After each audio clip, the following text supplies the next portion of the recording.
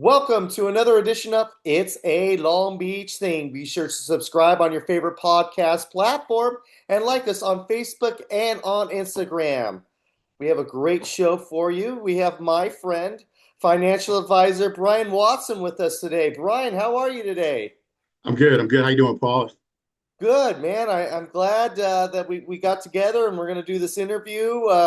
We've known each other for a few years now, and you've always had this great energy, great sense of humor about yourself, and I can tell that you're in the right work.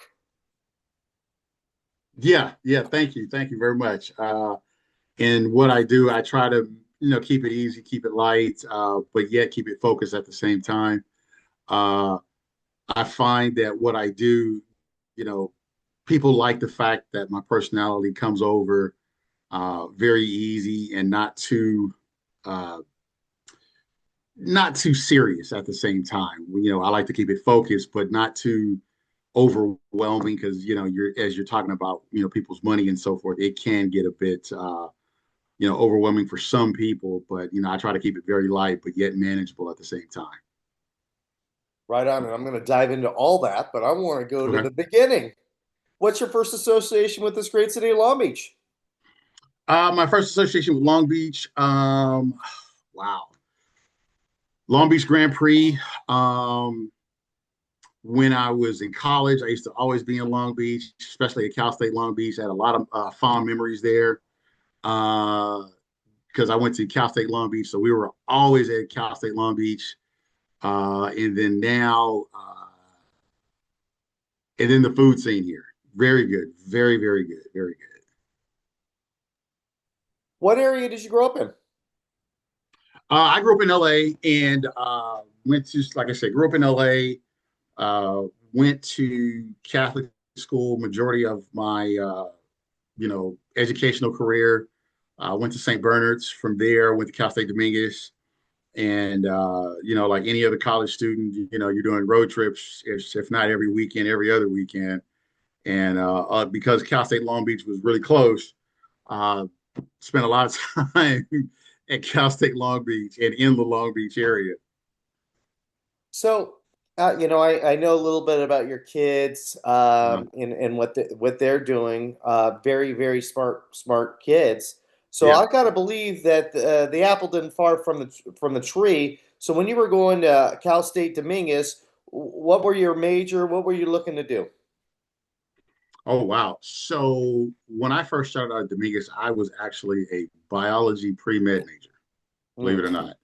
not. I didn't transition into business and finance, I want to say, until later on, uh, way later on. So yeah, I was a true science buff and biology and all that other stuff early on in my younger years.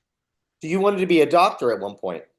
Yes, it did. I had a cousin who was a physician, and I kind of you know idolized him and what he was doing, and I was just fascinated with science and medicine and the whole bit.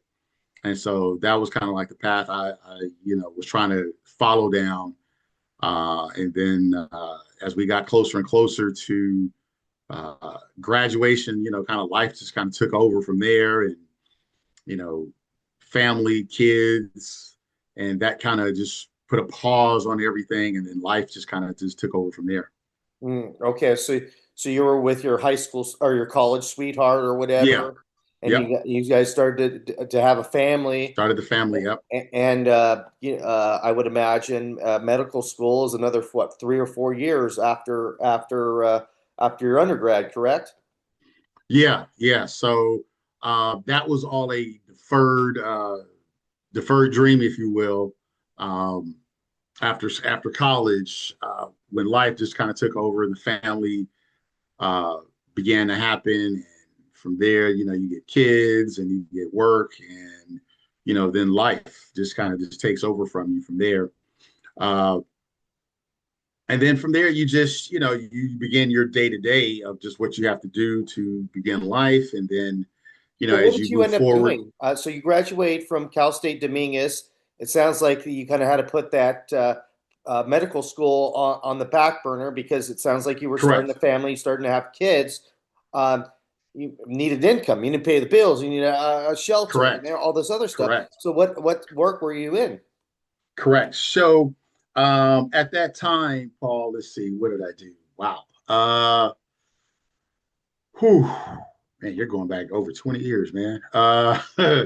So at that time, I was a worked for a independent physicians organization in Torrance. It was called South Bay Independent Physicians off of Madrona and 190th. No, yeah, off of Madrona, right across from the Lamo Mall. Hmm. I worked there for a while. What were you Um, doing for them? uh, I was a credentialing coordinator, I believe. This was like one of my, not my first real job, but yeah, one of my like first real jobs. Because I was in my early, I'm in my mid to like 27, 28 years old. And this was right before my son, my oldest son, was born. So yeah, I was about 27 or 28 years old. That was my first job, my first kind of like real job, if you will. And then you figure fast forward some years, as you try to find yourself and find your niche. Um, I ended up, and now I'll just hit the bullet points for you. Uh, I had a passion for cooking, ended up putting myself through culinary school. And at the time, I was working full time as a process engineer for an aftermarket automotive company over in the city of Commerce. So I was going to culinary school at night and working during the day at full 8 hours out in Pasadena. And let me And ask so, you a question. How many children do you have at this time that you're going to night school and you're working full-time oh, job? wow. So at that time, it was just two You had two children, at that time. and Correct. and a wife and a wife. Correct. So that time I was married. My wife had a child from a previous, and her and I had one together. And so at that time, culinary school, it was just the two kids. And I was, going to working, going to school at night and, working during the day. And so, How did you have uh, the balance? I mean, you need to yeah, you got to do you pay the bills and you're furthering your career, which is wonderful stuff, great stuff. correct, correct, correct, correct. But then you're So, also a father and a husband. right, right, So right, right, right, how do right. you balance all that? So it was a difficult balance. It was a very difficult balance. So in the midst of all of that, we right before culinary school, mom and I, we had a breakup, we got a divorce. So Kenny and I, I got custody of him. So I'm going to school, being a full-time dad, as well as splitting custody with him. So you talking about balance, that was the trick, is maintaining being an active role and active father in my son's life, as well as, working a full-time job and going to culinary school at the same time. So doing that for a year and a half, uh, loved it, wouldn't change it for the world. And then making the decision to, okay, I'm going to pursue this full time. Pursue what?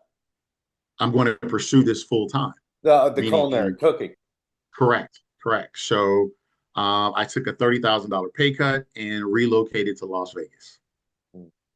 with your son. No, he stayed with his mother. And so what I did was I would send for him during the summer. I would send for him on, given weekends and so forth. So we worked it out. Mom and I were very good at co-parenting, so it worked out. But I relocated to Vegas, worked in four diamond, four-star restaurants for over about 10 years, and very, very, very, very good experience. And then from there, it got to the point where I got into another relationship while I was in Vegas. And from there, had two more children, James and Jaden. And from there, I left cooking because cooking wasn't the industry is not conducive for a family Hmm. because you work every weekend, every holiday, Nights. right? Nights, every weekend, every holiday, Christmas, Thanksgiving, you name the holiday, you're in there. So doing that, got a traditional, 9 to 5 job with the school district. It was great. It was traditional hours, because but prior to that, my ex and I, we only saw each other literally because she was a teacher. We only saw each other in passing. When she was coming home, I was literally leaving for work because the restaurant I worked in only served dinner Hmm. because it was a four diamond restaurant in one of those fancy hotels, and that's all it did. Yeah. So I'd get home at 2 o'clock in the morning. She'd leave out to go to work, take the kids to school or what have you, and I'd still be asleep, or I'll, something like that. So um, from there, got the traditional job. It worked for a while until they had layoffs. I got laid off. That put a hamper on the relationship. Um, that didn't last long. So now I'm still in Vegas trying to figure out what to do next. Um, I put myself back in school. So went back to school to get my master's degree. So at this time now I am getting my master's degree. Now I'm unemployed. I'm like, okay, so How I old were have you to at make this point in your life? 30, close to mid 30s, Okay. late 30s, late 30s. So this time going back to school for my master's degree to get my MBA. I figure business is a wide enough range of a degree where I could secure a job, make myself more marketable. Um, I'm visiting California at least twice a month Your to oldest son visit. was still in Southern California all throughout this Correct, time, right? correct. Yeah. So I'm visiting California twice a month. Um, so I'm like, okay, get my degree, get my master's, get my graduate degree, make myself more marketable, land a good job, paying, comparable wages and so forth, using the experience I had with my job in Vegas. I could bring that back, make myself more marketable. Um, at that point, uh, secured a job with a health insurance company out here in California. Um, ultimately, I had to, because I was really trying to secure, a supervisory role, director position, and I had a heart to heart conversation with my dad. He was like, "You may have to cast a wider net and Hmm. lower your expectations because you're just coming out, you just graduated, so you may not get that role just yet." So Yeah. again, I had to take like a coordinator type position, and I walked into it with a master's degree, and I was more educated than the people hiring me. Hmm. So I took that role, took the coordinator role, and basically worked my way back up, and uh, worked my way back up to project manager for quality initiatives for the same health insurance company. Um, did that for about 7 or so years. It was a good company. I had finally got myself in a position where uh, my director basically let me run my own show as far as the type of job I was doing. Um, And this insurance company, was this in California or in Vegas? It oh yeah, it was right here in Torrance. was right here in Right Torrance. here in Torrance. Yeah. So what were you doing with the two other kids that were in Vegas? So they were still no, they had moved back to California. So now everybody was back in California. So we had rolled everybody on the same schedule. So everybody, we were co-parenting very well. The younger kids were going to St. Barnabas right over there in Long Beach. So everybody was rolled into one nice schedule. So it worked out. So I was, an active dad. Kids were going to, football, basketball practice. My oldest son was playing football he played at Venice for a little bit. Then he went to Westchester and ultimately graduated from Westchester High School. But he's playing football for a while. And then, the younger kids, they were following in his footsteps and so forth. Um, so they were going to St. Barnabas. We were commuting, and they were active as well. Um, So you were living in the South Bay. and you were taking Correct. your kid to St. Barnabas. And I know that it's interesting though. You pick St. Barnabas, which is a great school. I was raised Catholic too, so I went to St. Maria Hmm. Goretti, which is not too far from there. Hmm. But it's interesting though because I gotta believe there is. I know actually I know there is several elementary Catholic schools in the South Bay area, but you chose St. Barnabas. What was the reasoning for that? Smaller school, more intimate. Um, the boy's mom, she's a teacher, so she did her research on the school and the area, and I kind of relied on her expertise with that. And so her and I did the tour, and we liked the true vibe of the school, so to speak. Again, her and I both come from a Catholic school environment. I did my whole educational career in a Catholic school environment. So, and we liked the fact that the school had a very uh, small feel to it.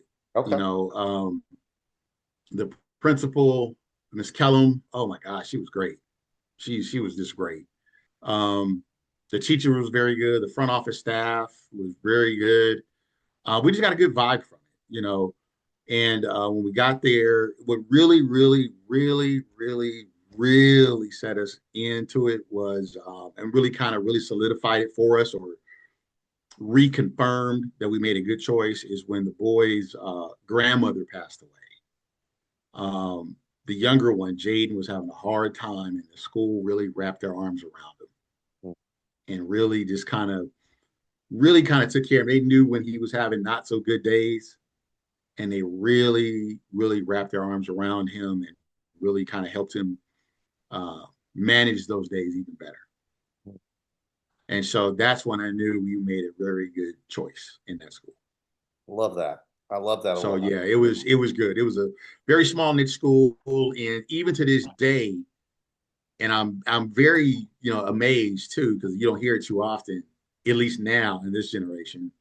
Jaden keeps in contact, and so does James, with some of their buds from St. Barnabas. That's Like cool. Jaden for real, he keeps in contact with at least three of them that they still keep in contact to this day. I mean, like they're tight. So it's kind of cool. And I tell him, man, I hope you guys can really keep fostering this friendship that you guys have over the years. Because I Yeah. still have people I keep in contact with from elementary and middle school. And he has that right now. And I told him, I said, man, those friendships are priceless. So yeah. And you were at the time you work in Torrance, and you were probably Hmm. living in that area, so you Hmm. kind of had a circle. And now your office is down the street from St. Barnabas. Didn't you wish you Yeah, were working? literally, yeah, Yeah, yeah, literally down the street. Yeah, so it's kind of funny now. I kind of wish we were over here when the boys were in school, yeah. a That's lot what I'm saying. closer, So, so, a so lot you're closer. so you're in the insurance industry. You're working your way up. Great company. Hmm. What were you go from there? So um, we were. So I was at the company, and I was doing great. I was doing the job I was doing. I was the only one in the company doing what I was doing. The California market is the only market, from what I understand, that's IPA driven, Independent Physician Association driven. The other states don't have this kind of market that we have here in California. So I was traveling to different customer call centers and training those agents there how to field the calls from California. So the company had a reorganization in November, and I was part of that reorganization, and my position was sunset, uh, from what I was told in November, and I had until December 26th, which was my last day. Hmm. And so Day December after 26th, Christmas. Day right, after Christmas. You have correct. all these gifts to buy all your family and friends, Exactly, and now exactly. you have to find another job. Correct. So by this time, and to bring you full speed, bring you, bring you up to speed. So by this time, my wife Jermaine and I, So during this time period when you were working in the insurance field, that's where you met Jermaine? correct, I had met Jermaine. Her and I were dating, courting, if you want, whatever you want to call it. And it's And interesting. She was a teacher too. she was a teacher too. Yes, she was a Hmm. teacher too. And there's a pattern there.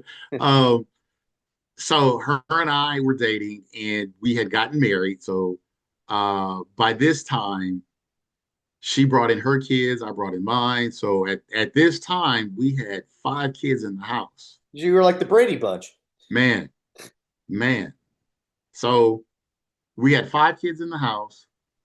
And by this time, I was 47. And I had to come home and tell her I got laid off. Mm. So at this time, I had met Arian, who at this point, Jermaine had reached out to him to um, about getting our investments and our insurance, our life insurance, up to date because we didn't have any. We didn't have any outside of work, and she had already been a client of Primerica already, Okay. and so that's how he came in the picture. And so I had been interested in the business from the investment side, and so I had gotten started while I was still working, but I was really doing it as a hobby. I mean, Hmm. literally, like really as a hobby, like Hmm. passive, like right, not really doing much at all, but to subsidize my social life, just enough for, I affectionately say, enough to subsidize cigars and bourbon, and that's it, you know. So ultimately, when the corporate restructuring came along and the layoff hit, uh, Jermaine tells me to, well, just do it full time and see what happens. And I told my dad about it, and he goes, well, what's the worst that could happen? You do it full time. The worst that could happen is that you have to go back and get another job. Hmm. That's the worst that could possibly happen. Yeah. You have a master's degree. It shouldn't be that hard. Hmm. And I was like, okay, fine, no problem. So January 1, 2019, I went full time in the business. And traditionally, people don't go full time in the business the way I did. Yeah. You kind of build it up, Do and you then you. think though, because it was more of like, I gotta pay the bills, I gotta make some income, do you think that helps you? Because there's some people that get into the business of yours and they have a full-time job and they never leave their full-time job because they got the security blanket of their full-time job. So like, oh, I don't really have Mhm. to hit it hard. I always got my full-time job to lean on, whereas you didn't. You had no income. So as a result, you had to hunt. You had to go for it. You had to kill Mhm. your food, so to speak, because if not, you're not eating. So do you Right, feel like right. that helped you? Um, to be honest, yes and no. Because one, I was so conditioned to a W-2 mindset, I had to recondition myself to actually start hunting, like to start thinking and hunting that way. I was so conditioned to every 2 weeks, I was going to get a plate of food anyway. Mhm. So now it's like, all right, so okay, well, here's the spear and the pitchfork. You got to go out there and hunt now. Yeah. I hadn't developed that skill set yet. So it was, all right, I got to do it. So I had to really work on my thought process. So there was that learning curve of like, okay, I got to get out here and do this. So how do I do it first? I know it has to get done, but how do I do it? So that's where the learning curve came in, and then literally spending time with Arian every day, trying to figure this out. For me, at least, trying to figure this out, and then understanding what it takes to be quote unquote productive every day. You got to talk to people. You have to know how to engage with people. You have to, know how to market yourself. And yes, it's, you're not in sales, but there is a skill set that's involved. And you have to develop, I mean, you have to literally be able to walk and chew gum all the time, Mhm. And so as I got started, it, I'm not going to admit it, it was a learning curve. There were growing pains, getting to understand everything. And the way I operate, I want to I want to know everything at once and then apply it. Well, it doesn't work that way. Yeah. Jump in the pool and You, figure it out. right. You literally have to do it on the fly as you go, period. You just have to just keep doing it until you get better at it. Kind of, you got to keep missing your shots until you start making them. Mm-hmm. Or as you did with baseball, you have to keep taking your cuts Yep. up there at the plate, keep swinging until you start connecting to the ball. Yep. The only way you get better is go on the batting cage to get better at it. So I had to get, reps. You need reps. get right. You by taking reps. You get told no often enough, you get used to it, and then until you get your yes. Mm-hmm. So you develop that skin, and then you get good at how to present. Then you get good at how to position the solutions. Then you get good at overcoming the objections, getting down to the real no, the real reason why they're telling you no. And it's not just because they're telling you no for the sake of telling you no. There's really a real reason. Yeah.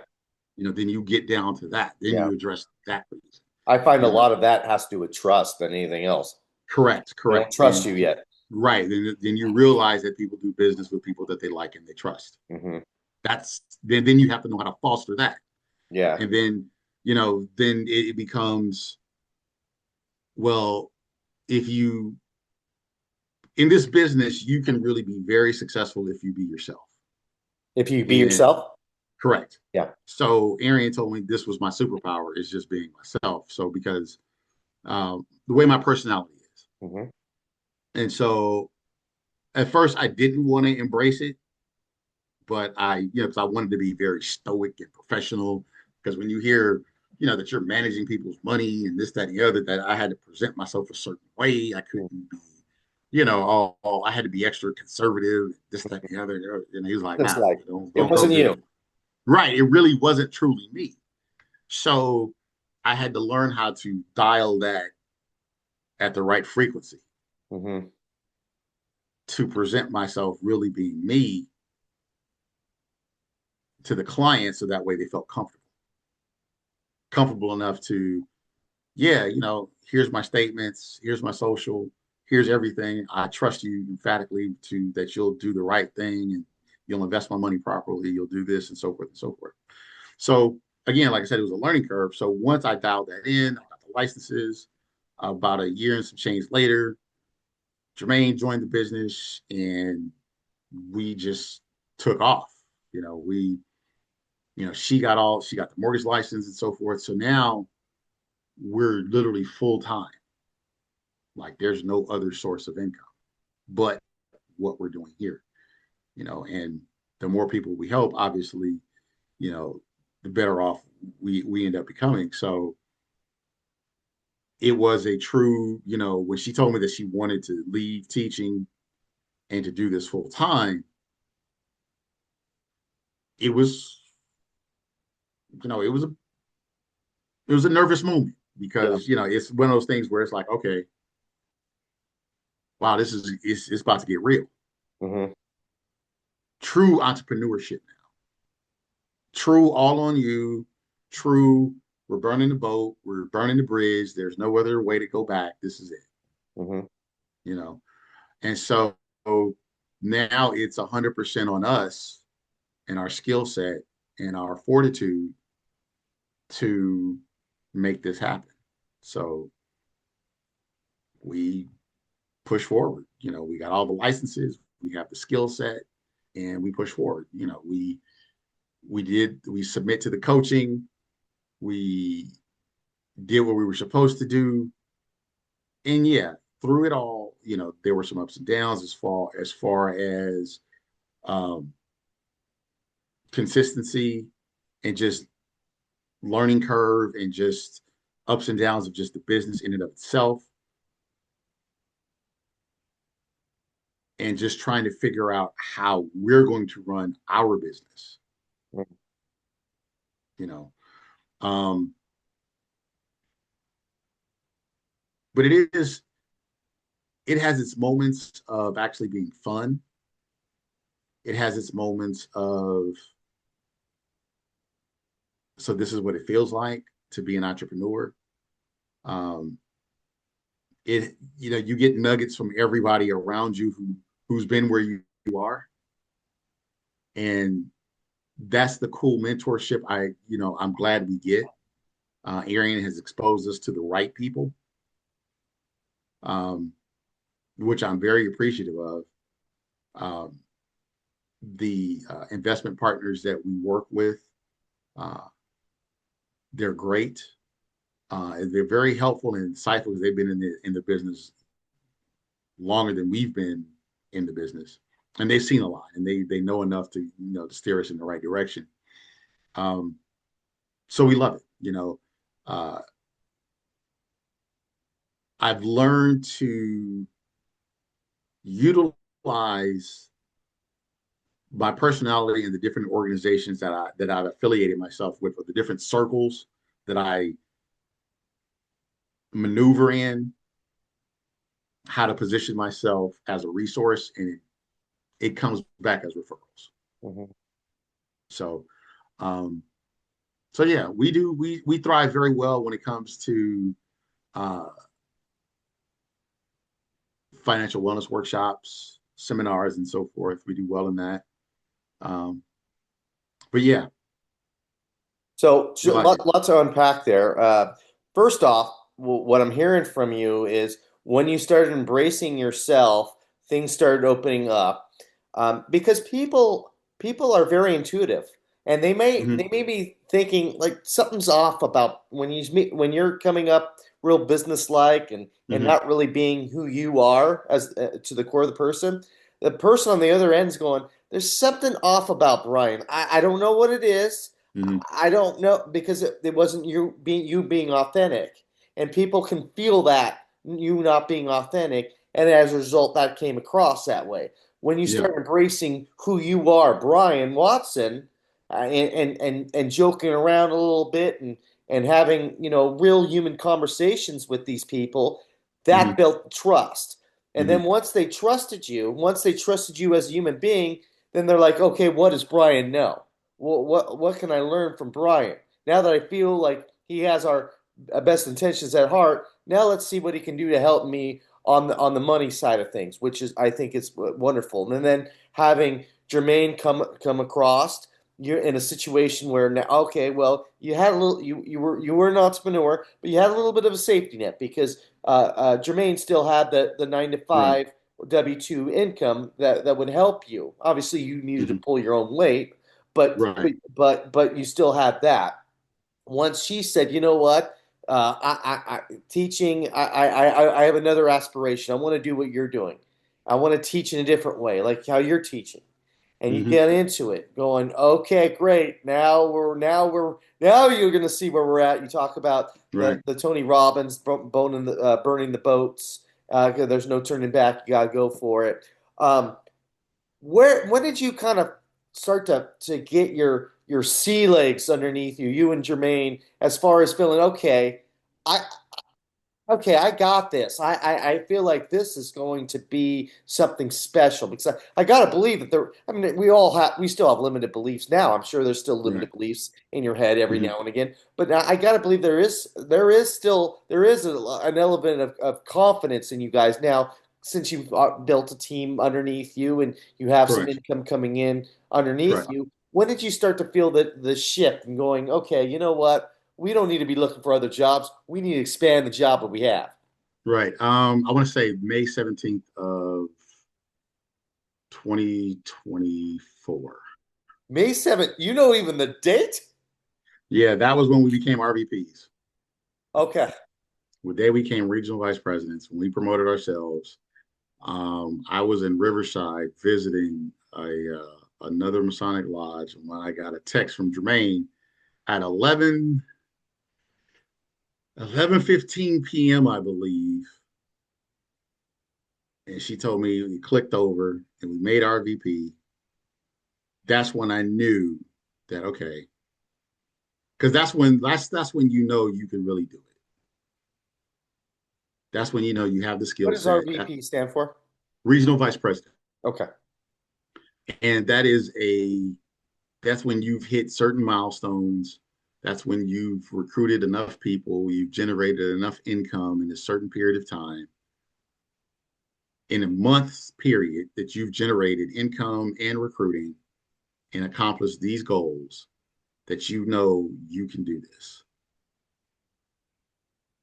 That in and of itself lets you know that you have the skill set to really do this.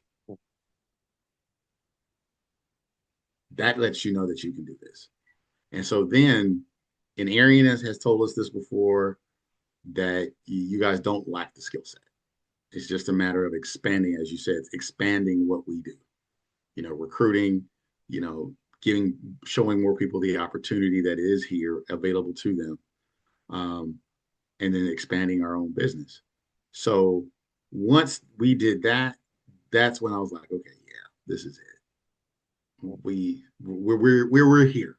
We just now have to develop and expand our own business to the point where we give more people the opportunity, put more legs up under us to make it bigger So so we can Primerica, help more people. Primerica is a unique company, and the reason why I say Primerica is a unique company because you could come into Primerica and somebody and you could go to you, Brian, and you could Mm-hmm. help develop IRAs and stock options and life insurance. You even do mortgages. You're kind of a one-stop shop. You do all that, but not only do you do that, but you could say, hey. Have you thought about a career in being a financial advisor? And you could take them under your wing and teach them how to be a financial advisor and teach them how to build passive wealth for themselves outside of their own investments, which is very unique. And with you right now as a regional vice president, do you concentrate more on building the team, or do you concentrate more on having clients come and you handling their finances, or is it a little of both? It's actually a little bit of both. It's actually a little bit of both. So the way our system works, and the the the joy of the business is that anybody can come in and make an impact on their lives.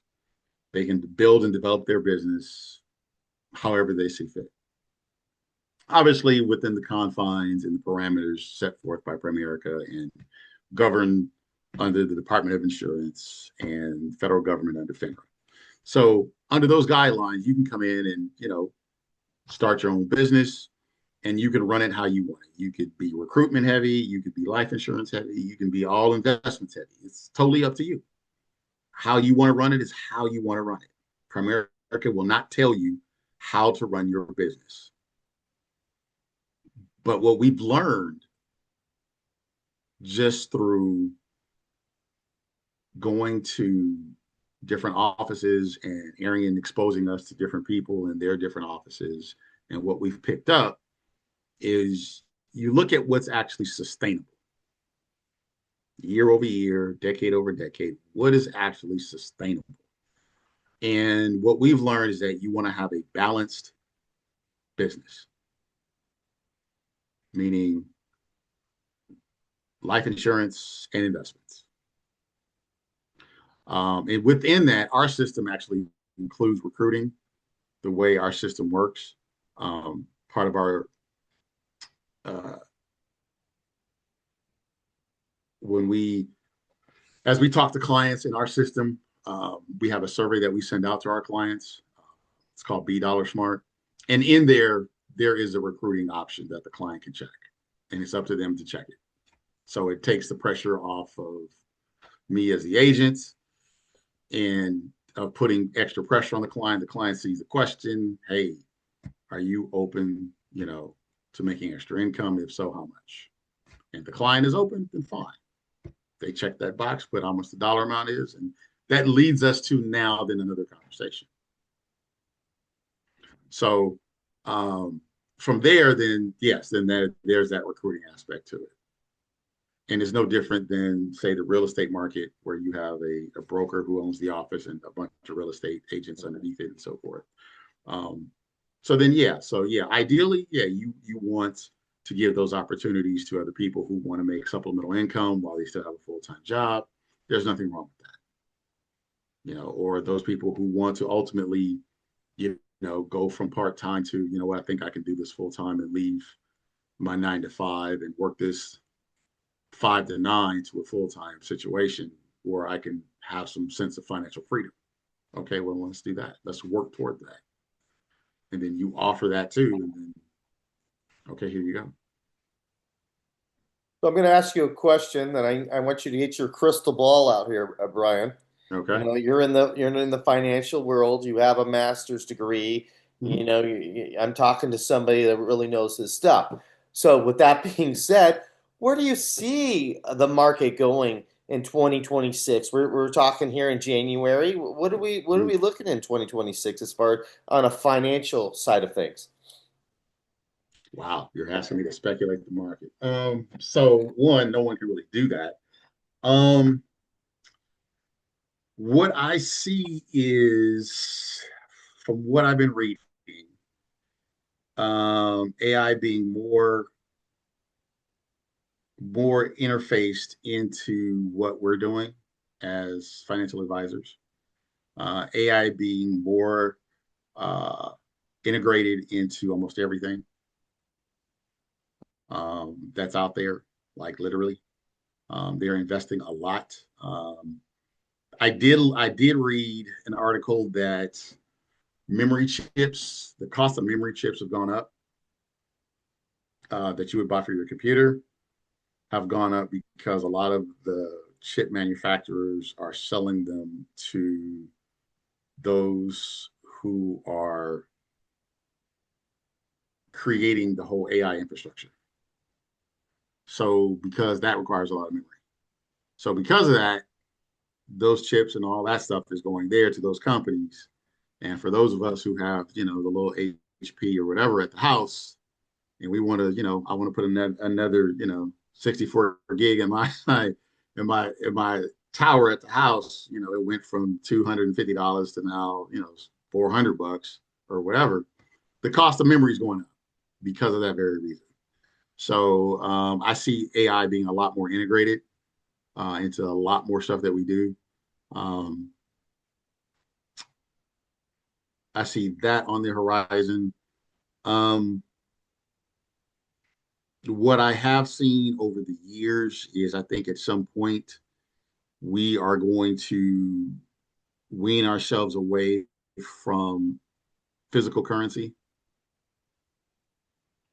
and just solely deal with digital currency, meaning not like Bitcoin or anything like that, but more so just no longer tangible, Mm. you know, like No the actual cold hard tangible. cash anymore.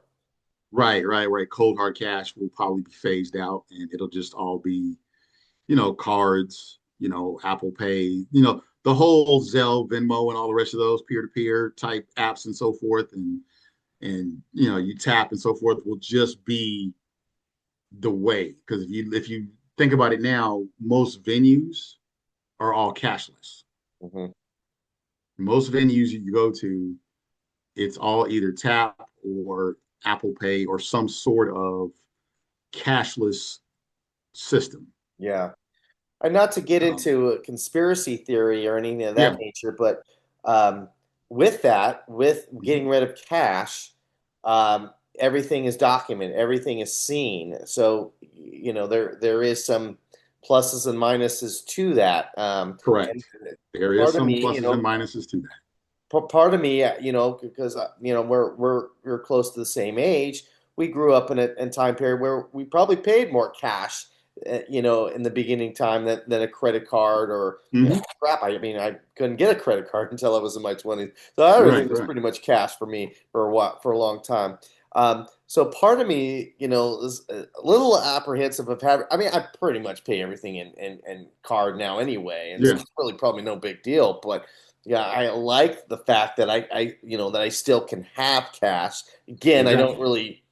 use cash as much as I once did, but I do like that option to be able to buy things, and not have the government saying everything that I buy milk or whatever and everything like that. So that part of it Right. does kind of bother me a little bit, but I understand that they know the government knows everything about me anyway, so it's not really that big of a deal. Right. So I'm kind of there with you on that thought process that, if we go cashless, then, wherever you tap your card with the chip in it, they can, they can track your spending habits. Mhm. And, from your spending habits, they can, obviously zero in on where you live and, all this other stuff, where you shop, where you buy, and, and so forth and so forth. So, you know, I see that coming, um, in light of, I see, I, I can see pressure from, and I've just seen this as of recently, this is just my own speculation, is that if the automotive industry doesn't do something soon, the Japanese manufacturers, because their cars are far more superior than ones we manufacture here. Mhm. If the automotive industry doesn't do something here better, um, What if we had those those Japanese companies? What if we entice them to build plants in the United States? Would that help? well, so then, that sounds good in theory. I don't think, and not to really get political, I don't think the current administration would allow that, because that would then overtake the the domestic purchase of American made cars. If hypothetically Toyota or some Korean builder would come in and, you know, make their car here, granted, they would probably hire us to make it, but that money obviously would be then shipped back to the But if native the, but land. if the if the if the plant's here, there is some financial money that we would collect because it's on Correct. the United States soil. Yeah, Correct. We'd get yeah, some, well, we'd have to give them some sort of tax break correct. Yeah. in order for that to even happen. Hmm. There's a lot of things that we'd have to, a lot of concessions would have to be given to even entice, for even to even get them to think about it. Yeah. Because as it stands now, you know, I know Toyota here, Toyota and Honda are here, and a few others, but some of those other ones, I don't know if you've ever seen some of those car reviews of some of those Korean and some of those other cars that they have, and they are hybrid and electric cars, but they get like 500 miles on one charge, and they have all these extra bells and whistles that are just that blow everything out of the water that we have here, and I'm like, gosh. But they know if they ship them over here, the tariffs would eat it through the roof, Hmm. and they'd be almost on a, it. But would they get around the tariff if they had a plant here in the United States? Well, you're looking at a probably a 5 year lead time on that Okay, for them to, build a plant, got get it. the infrastructure together, and then the manpower to train, the Americans here to do it Hmm. But I mean, before there they is did all plants here, that we that. could hire talent from. I get it that we definitely need to hire more and need to train more, but we would be able to pull talent from other plants. If the money's right, a lot of them will come over. Correct. If the money's right, and then the deal would have to be the deal would have to be nice in order to entice Hmm. a car manufacturer to build a plant here. There'd have to be some serious tax incentives, and the ultimate price of the car would have to be comparable enough, for one, for affordability, and then two, the American here would have to be able to afford it, and then the auto manufacturer would have to be able to reap a decent profit from it. Yeah. So a lot of things would have to be in play. And then just recently, I forget the name of the automotive industry here. They were in some southern city and they had called immigration services on them, and they were building a plant to hire Americans to build the car there. And they detained and deported all of the foreign uh, trainers that were sent by that country to train the Americans on how to build the stuff. You would think though they would have specific visas for that they would that would Oh, be they did. Oh, oh they did. okay They did. The okay mayor of that city was unaware, and she inadvertently did it. It made the headlines and everything. mm. And basically, when she did that, it cost that town. I mean, because you figure you get a plant put in your little local city, and you think of the income generated. Oh, that's It, huge, huge. right, right, right. You think of the jobs it brings in, the money, the income, and the But all not that only brings to that, your like little city. food, housing. People are All going of to it, be coming to that town. all of it, It's a ripple effect. all of it that it generates the income it generates for that city Hmm. in every sector. The people even coming in building the uh, the plant, they got to stay there, and you're bringing in the trainers to come in to train the people that they're hiring here to, hey, this is how you do this, this is how you do that. But the mayor, being who she is under the current administration, decides to call ICE to come in, and the company was like, all right, well, screw it, we'll take them back. Yeah. And then now that city loses out, has lost out on $18 million a year, that would definitely be a positive gain for that city. Course. So Absolutely. yeah, Yeah. so that's what I see. That's what I see. Well, yeah, I think I think you're right on. I think that's pretty detailed explanation of what it will look like. And I don't know what the future is, and with administration, everything like that, and hopefully, something can happen as far as everybody getting on the same page on Yeah, that. And I know that's a complicated issue and a lot of emotions and politics that are involved in that and which I don't really we don't have the time to really get into, and nor do I really want to go down right. that road. Um, but back to you. Where can people, if they're interested in looking at their 401k, or if they need life insurance, or that they need a refi, or they're looking to purchase a home, how can they get in touch with you? We're at 3605 Long Beach Boulevard, Suite 234. They can contact us at actually my cell, 323-614-2555.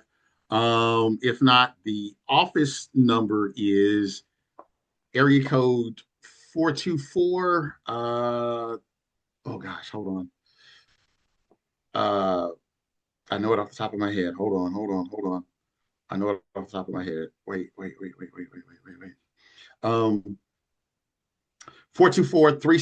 424-360-1317 is the office number. Um, and you can do that. Call us anytime, day or night. What's your Um, social media handles? I think that would be easier for people to kind of get in touch oh with wow, you. yeah. So my Instagram is at Brian Alden Watson MBA for Instagram. I believe my Facebook is probably the same thing. Um, I yeah, imagine if you could just put in Brian Watson, right. You'll see my picture come up. I can, what else? What else? I think those are my only two. I'm on LinkedIn as well as Brian A. Watson. Um, those are the only two. I do have a TikTok. I think it might be Brian.A. Watson as well. Those are the only three I really use: Facebook, Instagram, and TikTok for just content related purposes. But yes, uh, My Facebook has a calendar link on there. If you want to set an appointment. Or Uh, they could just DM you, right? They can just send you a oh message. yeah, Probably the yeah. easiest way Please to feel do it. free to DM me for anything. For a review of your current policies. If you have an old 401k, uh, definitely, we can definitely take a look at that. If you're a business, we can definitely take a review of what you currently have. If you're not satisfied with your current 401k and you're a business and you're looking to explore options, we can definitely do that. Look at your plan documents and present you with a better option that can probably save you money.